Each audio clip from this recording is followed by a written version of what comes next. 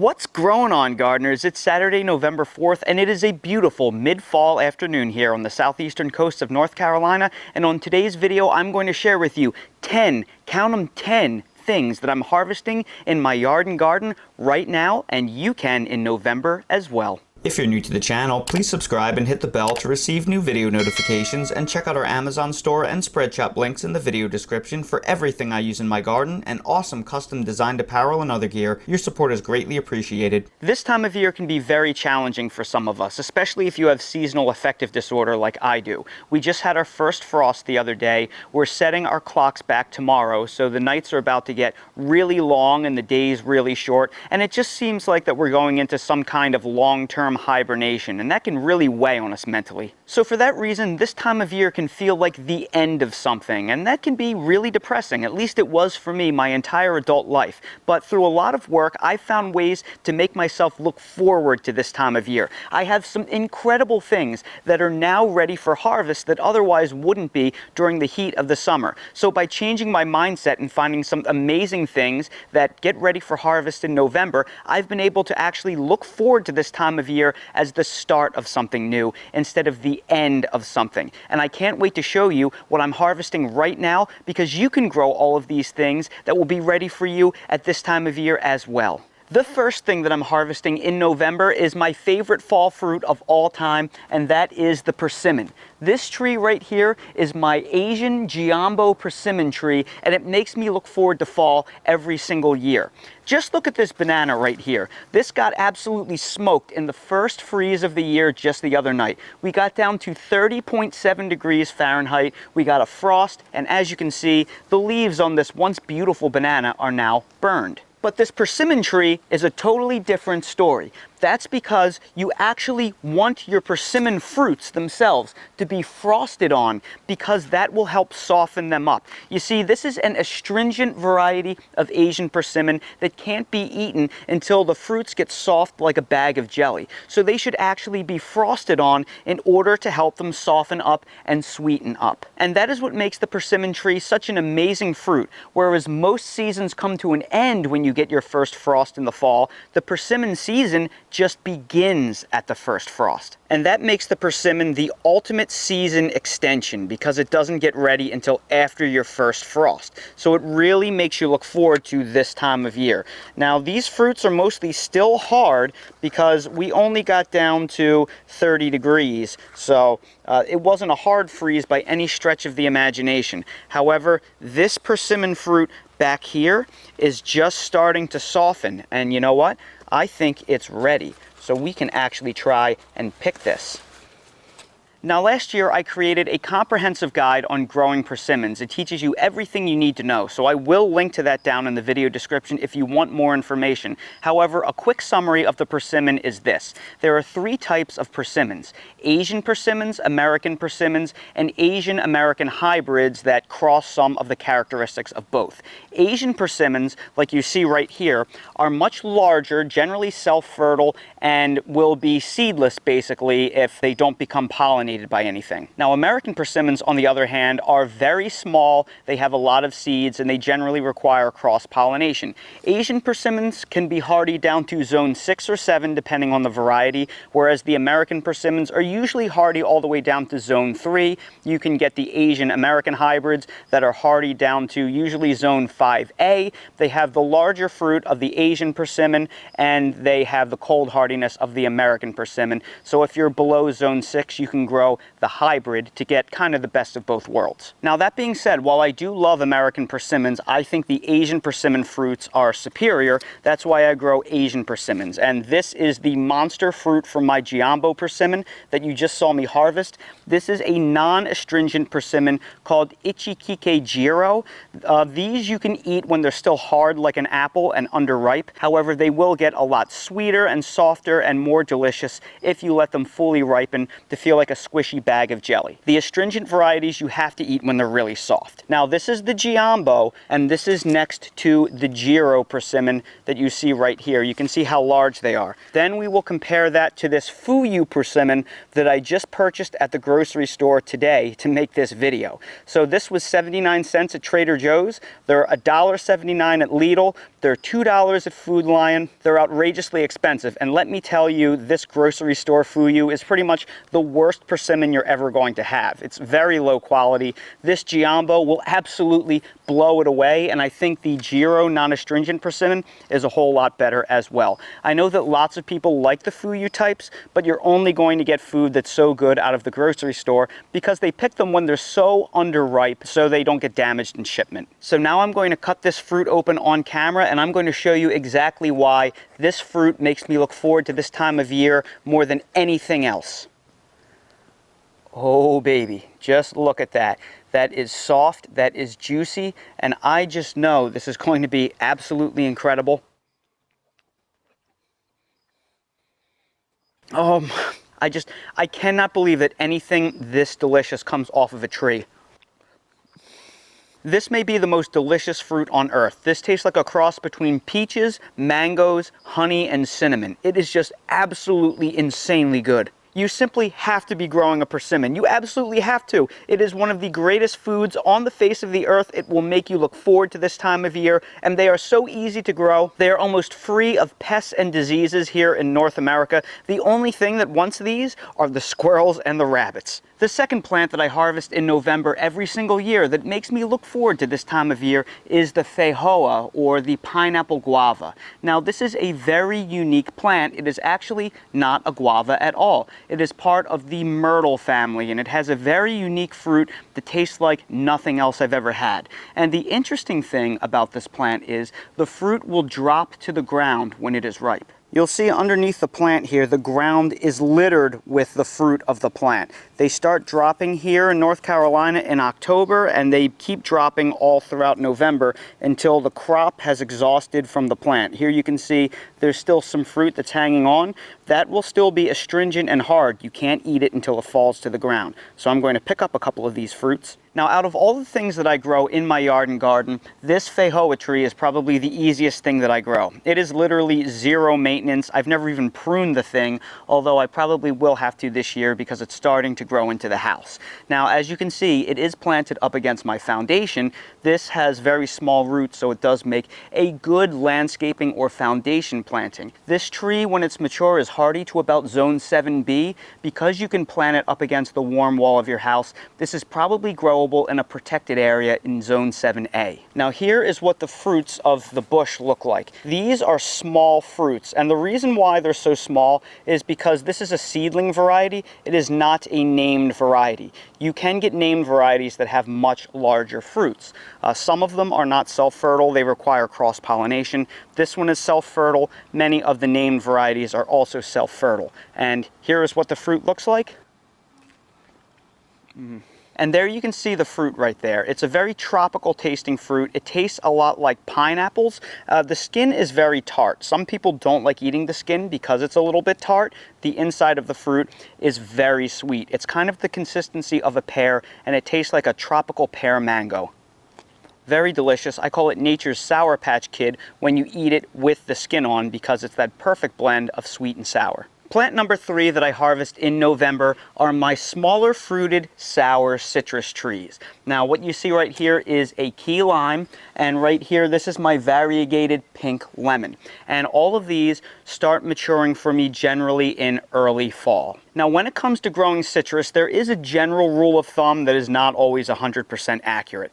But generally speaking, the smaller fruited sour citrus will start ripening the most early. That's because it takes a longer time for sugars to develop. So a lot of your really sweet oranges take longer into the fall or early winter to begin maturing. And of course, things like large fruited grapefruits and such, because the fruit is larger, that goes later into the winter in order to ripen. So because of that, my smaller fruited citrus that don't really require the sugar development, like my regular old lemons and limes that you see in these containers, usually are the first things to start ripening. Now, I know many of you can't grow citrus in ground because your winters are too cold, but that's why I have these plants in pots. It's too cold where I live as well. I have to move them into my sunroom in order to overwinter them, but I still want the fruit, and it's really easy to grow these in pots. My key lime has largely been picked because it is the smallest fruited of the sour citrus that I have.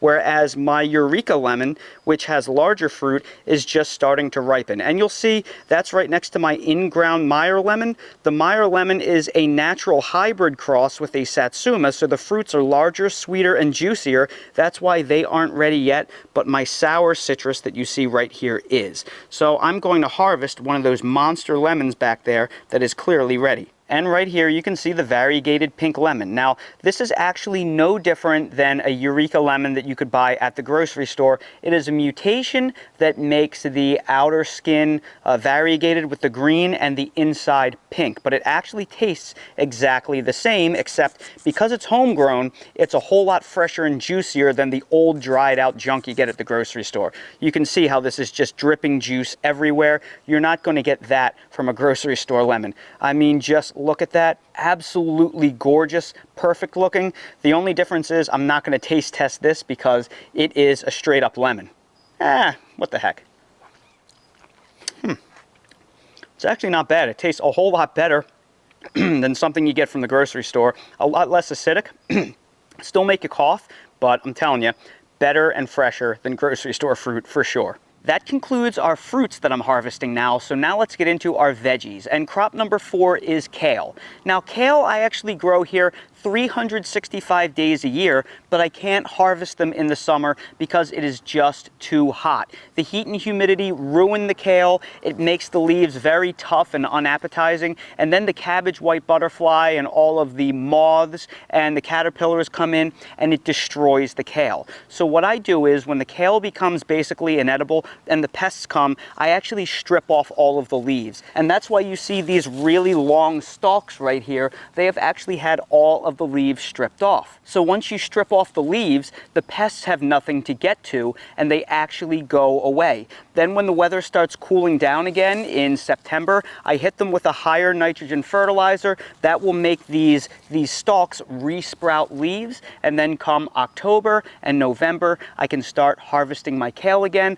and all throughout the winter. So this kale right here was actually planted last winter. It's almost 1 year old, but kale is a biennial. It doesn't go to seed until next year, so I should be able to grow this into the spring and into next summer. Now, just because I have kale left over from last winter, that doesn't mean I can't plant more kale. I have to in order to keep the kale train going, because remember, this will go to seed in the spring. So I planted some more kale that you see right here. That's more dwarf blue curly kale. There's more dwarf blue curly kale underneath that broccoli leaf right there. I have more kale that I'm growing in the corner here. So I do like to strategically space my kale, and I just bought more lacinato kale seeds, which I will have to start. So it's important that you keep that kale train going. That way you have a non-stop supply of it. Crop number 5 that I start harvesting in November and that makes me look forward to fall every year is lettuce. Now in the summer we eat lots of tomato, cucumber, and basil salad because that's what's in season, but it is way too hot in our summers to grow lettuce. So I actually start looking forward to the cool season so I can start having fresh lettuce in my salads again. Now right here you see a variety of lettuce called Giant Caesar, and these are some of the most beautiful lettuce heads that I've ever grown. It is an amazing variety, and they will probably be ready to pick within the next week or so. However, understand when it comes to growing lettuce, it's all about variety selection and timing. Your romaine lettuces are more susceptible to cold damage, but they tolerate heat more. So for that reason, I generally plant my romaine types in September when it's just starting to cool down, but I want them to mature before the hard frost and freezes start. Then we need to transition to the more cold hardy lettuces, and what you see right here is some direct sown leaf lettuce.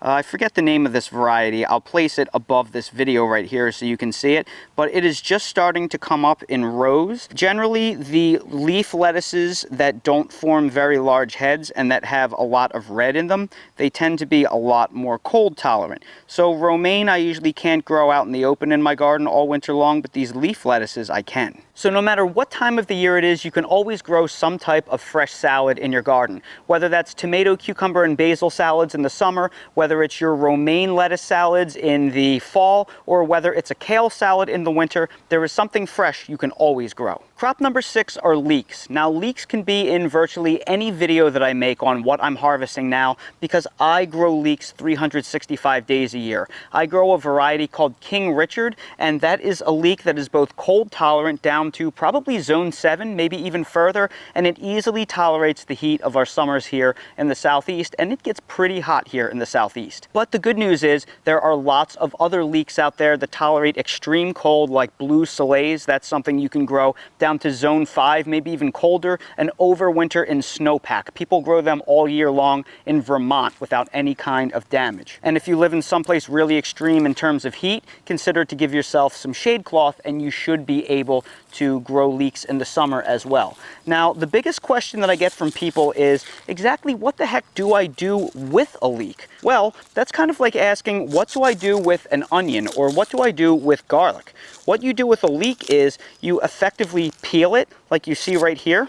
And then this right here, this is the tender white part that you're actually going to cook with. So what you'll basically do is you'll cut this down, and then you will fan it out, and then you'll wash this portion right here in your sink to make sure that you get all of the dirt out. And you can use this like a very mild onion. It can be the base of any soup, any stew, any pasta, basically any time you'd want to use an onion. Fried rice, stir fries, curries. It's very mild. It kind of tastes like mild onion greens. In fact, if you're on YouTube right now, you can type in the YouTube search bar, the Gordon Ramsay leek and mushroom pasta. It only takes a few ingredients and pretty much anybody can make a really good quality pasta at home. So because they're so versatile, I like having leeks in all different stages of maturity. The leeks I just showed you were ready to go. These leeks are a couple months behind. They will be ready to harvest sometime this winter. Then over here I have some even smaller leeks that will be harvested probably in late winter, early spring. And then I have some leeks that I transplanted out into my garden a few weeks ago. They're starting to put on some size.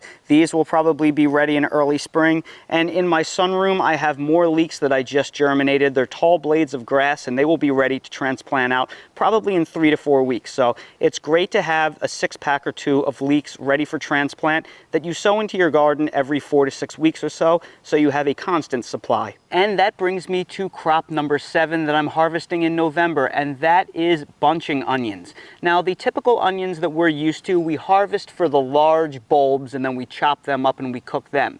Well, bulbing onions are sensitive to day length. It's actually the very long days of spring and summer that trigger the bulbing. So because we have short days during the winter, a traditional onion will not bulb properly, so we have to grow bunching onions. Now, bunching onions are not harvested for the bulb. They are harvested for the green tops. So what you are effectively growing are spring onions or green onions that you see in the grocery store. And since we're only harvesting the tops, we can harvest these in a cut and come again kind of fashion where we just cut off the greens as we need them and then they will continuously grow back. Now in the summer I struggle to do this because the heat makes these greens really tough and it yellows them so they don't taste very good. But this time of the year the cool weather actually keeps them very fresh and snappy.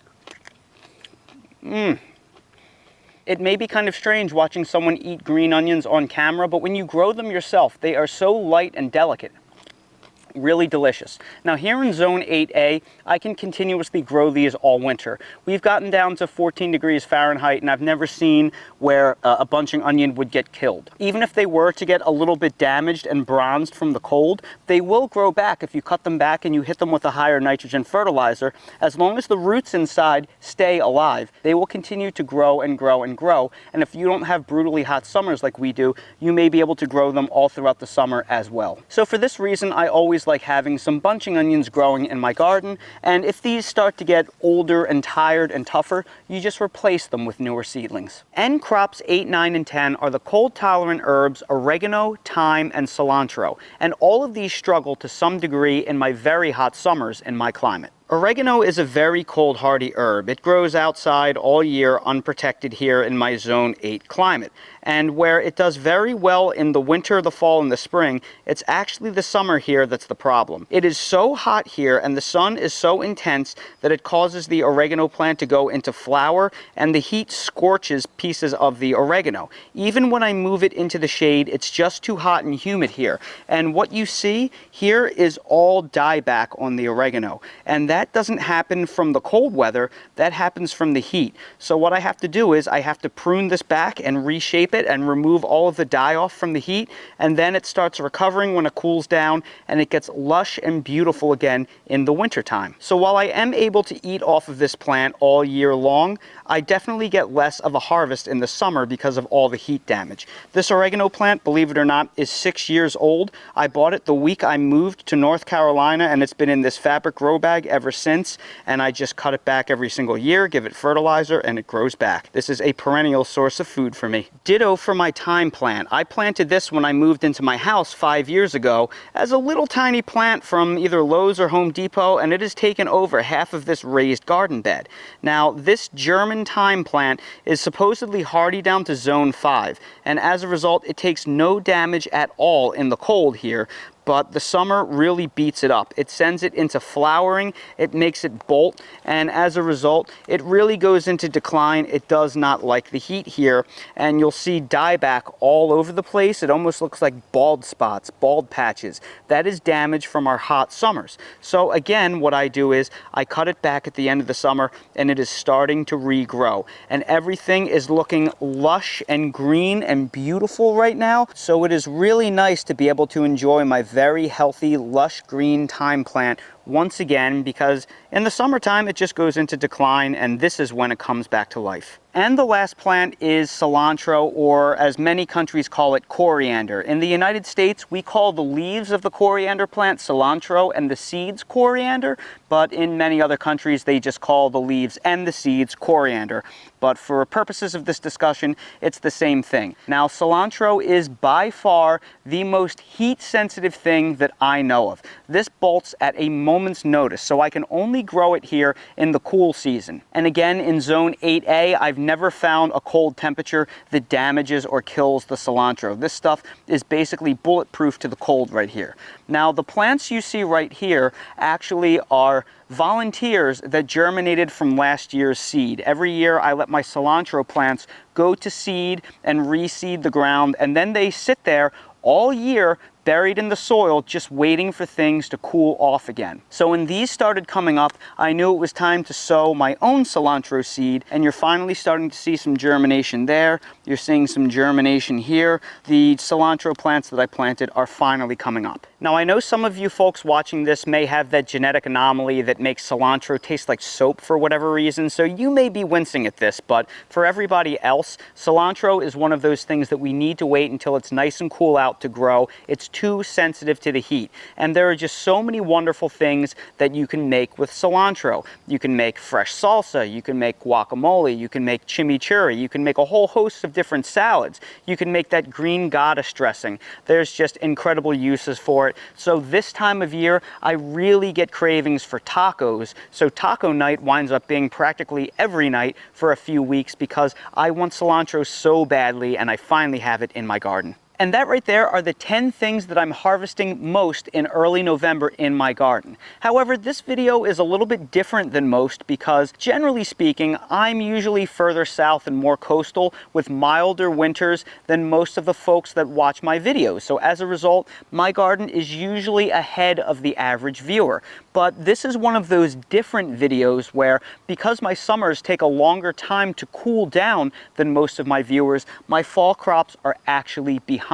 Because it is so hot here until the beginning or middle of September, I can't really sow out my brassicas and things like that. So in this case, if you live in a cooler climate than me, you can be harvesting a whole host of things that I can't harvest yet, because you could have planted things like broccoli and cabbage and carrots and beets and radishes and other heat-sensitive cool crops like that way before me by a month or so or more. Now, my broccoli and my cabbage are starting to look really good, but for future reference, you could have these things for harvest in your garden as early as October if you plant them early enough in your summer when things are finally cool enough. And if you live in a place like New Jersey or the Philadelphia area of Pennsylvania, where I used to live and I spent most of my life growing up, while it does get hot on some days, you can plant out these heat-sensitive vegetables and you can just put them underneath shade cloth, and that usually will cool them enough and be a bridge for those heat waves. So you can get those things planted probably at some point in the middle of August in climates like that, and you could actually be having a harvest of all of those things right now. And if I still lived there, instead of having 10 things that I'm harvesting right now, I may have 20 things. And if you haven't already, please make sure you subscribe to the channel, because come December, I'm going to have another video just like this that shows you all of the different things that you can harvest in December. Can you guess what a few of the things that will be featured in that video will be? Be sure you subscribe and stay tuned to find out. And that right there is a big list of things that I'm harvesting right now in my yard and garden. I truly mean I struggle badly with that seasonal affective disorder come the fall, and having all of these things to look forward to has completely changed my perspective. It has completely changed my life. I used to be stuck inside this time of year, hibernating without much to look forward to, and having all of this abundance around me makes a world of difference. So I urge you, if you have trouble with the change of seasons like I do and you don't like the darkness, please try and grow something, especially these things in this video that will mature around this time. They are all really easy to grow. Many of them will survive in cold climates, and even if you live in a particularly cold climate, you can do a ton of things with those hoop house structures that I have all around my garden that will add a big layer of protection. And even if you don't struggle with the change of seasons and the darkness doesn't bother you, and you just love gardening, all of these things can keep you busy throughout the fall and deep into the winter, or maybe all winter long like I do in my climate. So everybody, I sure hope you found this video helpful. If you did, please make sure to hit that like button, subscribe to the channel, and please ring that notification bell so you're notified when I release more videos like these. If you have any questions about any of the plants that I featured in this video, ask them down in the comments section below and I will do my best to respond. If you're curious about any of the products that I use in real life to take care of my garden, everything I use is linked down in the video description in my Amazon storefront link, so click that link to see everything I use in real life. And while you're there, check out my spread shop for custom merch if you want to support the channel. Thank you all so much for watching, and I hope to see all of you again on the next video. Good morning, handsome. Are you ready to go outside? All right, buddy. First things first, we gotta go check the mouse trap. Make sure there's nothing in there. We've caught 5 mice over the past 2 weeks. Maybe we finally got rid of them all, buddy. That's the first thing we have to check every morning before Dale can do his business.